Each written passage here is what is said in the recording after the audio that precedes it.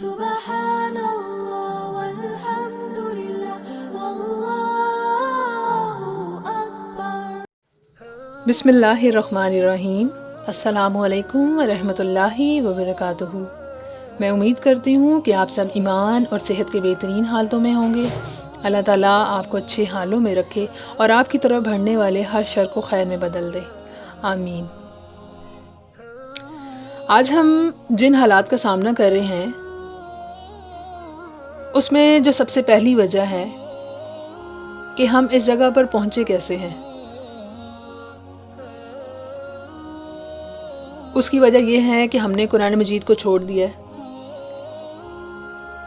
دیکھیے، اللہ تعالیٰ نے ہمیں یہ کتاب دی تھی کہ جس میں اللہ نے ہمیں دنیا میں بھی کامیاب ہونے کے راستے دکھائے اور آخرت میں بھی، اور جس جگہ پہ ہمارے لیے سارے سلوشن موجود ہیں ہم نے اسی کو چھوڑا، اور اس کو چھوڑنے کے بعد ہم نے کیا کیا کہ اپنی مرضی سے، اپنی خواہش سے، اپنے ذہن سے ان تمام مشکلات سے نکلنے کے حل نکالنے کی کوشش کی۔ اور انسان کیونکہ خود جاہل ہے، اللہ تعالیٰ نے قرآن مجید میں فرمایا ہے کہ انسان جاہل ہے، تو ہم اپنی جہالت کی بنیاد کے اوپر راستے نہیں نکال سکتے۔ دیکھیں، ہمیں ایک ایسے علم کی ضرورت ہے کہ جس کے ذریعے سے ہم ایسے حالات سے نکلیں، تو اس کے لیے قرآن مجید ایک ایسی کتاب ہے کہ چونکہ ہماری زندگیوں سے نکلی اور آہستہ آہستہ ہم لوگ اس زوال کا شکار ہوئے، اور نہ صرف نکلی بلکہ ہم نے قرآن مجید کو ایسے چھوڑا اور اپنی خواہشات کے مطابق استعمال کرنا شروع کر دیا۔ بنی اسرائیل کو جو کتاب دی گئی تھی نا، ان کا رویہ تھا کہ اس کتاب کے ساتھ، اور جس رویے کا ذکر اللہ تعالیٰ نے قرآن مجید میں سورہ بقرہ میں کیا ہے کہ تم اس کتاب کے کسی حصے پر ایمان لاتے ہو اور کسی کا انکار کرتے ہو، اور پھر فرمایا کہ جو کوئی بھی ایسا کرے گا اس کی سزا اس کے سوا کیا ہو سکتی ہے کہ وہ دنیا کی زندگی میں بھی ذلیل و خوار ہو کر رہے گا، اور ایسے لوگوں کو قیامت کے دن بھی شدید ترین عذاب ہوگا۔ اور اللہ تعالیٰ اس چیز سے غافل نہیں ہے جو کچھ بھی کر رہے ہو۔ تو یہ ایٹیٹیوڈ کہ کتاب کو اپنی مرضی کے، اپنی خواہش کے مطابق استعمال کرنا، پک اینڈ چوز کرنا، یعنی جو چیز ہمارے لیے آسان ہے اس کو لے لینا، جو عمل میں خود کر رہا ہوں اس کے اوپر پوری دنیا کو بتانا کہ صرف یہی کرنا ضروری ہے، اور جن جگہوں پر مشکلات آ رہی ہے کہ جس حکم پر چلتے ہوئے ہمیں پوری دنیا کے مفادات کے اندر مسئلہ آ رہا ہے،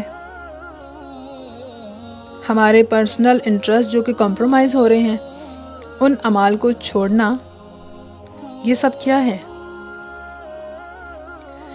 کہ اس کتاب کو اپنی خواہش کے مطابق استعمال کرنا ہے نا۔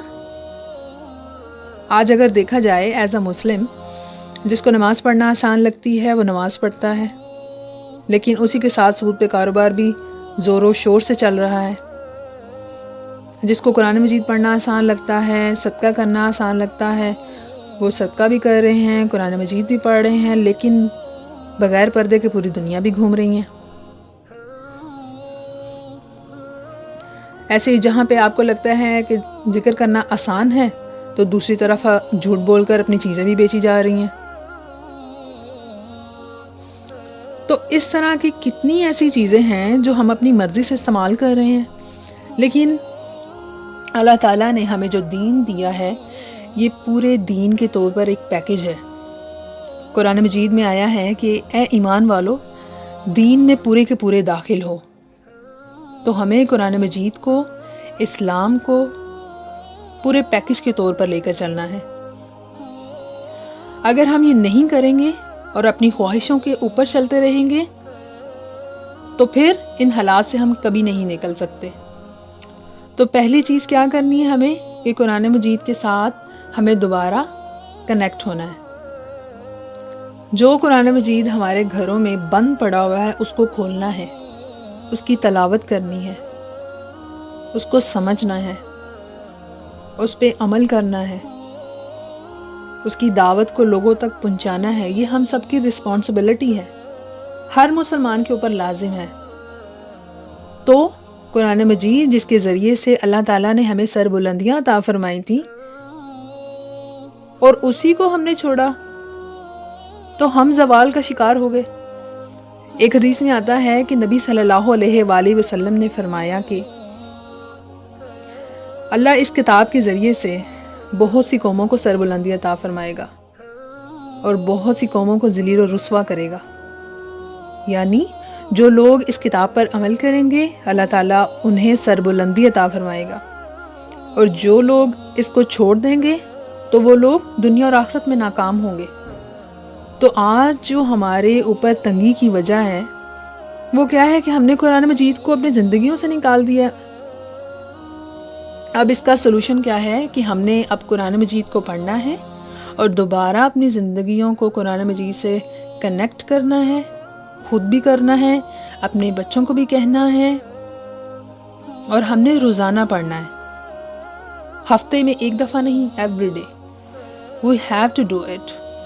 ہم نے روزانہ قرآن مجید پڑھنا ہے، کیونکہ اس کے علاوہ کوئی سلوشن نہیں ہے ہمارے پاس۔